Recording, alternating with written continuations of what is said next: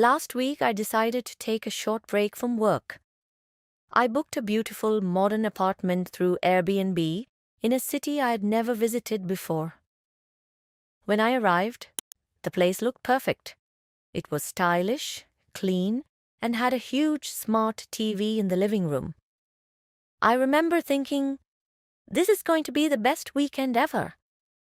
I was tired, so I made myself some tea and sat on the sofa. I turned on the TV to watch a movie. I went to the continue watching section, but I saw something strange.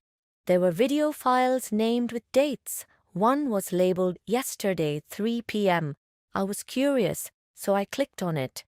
My heart stopped. The video showed a person walking in a park. And that person was me. I was wearing my blue jacket, carrying my grocery bag. It wasn't a movie, it was a video of my life from the day before.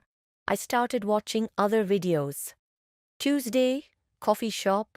Wednesday, metro station. All of them showed me. Someone was following me for days before I even arrived at this apartment. How was this possible? I looked around the room.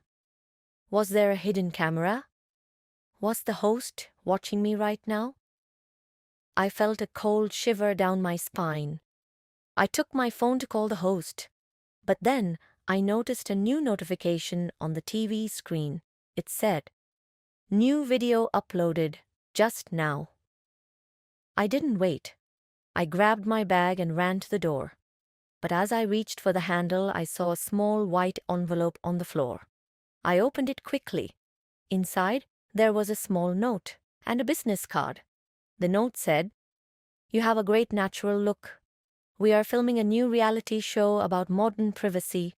You are our main character. Please call us." I stood there, frozen. It was a social experiment, a TV show. I didn't know whether to be angry or relieved. I left the apartment immediately and stayed in a hotel. I realized that in today's world, you never know who is watching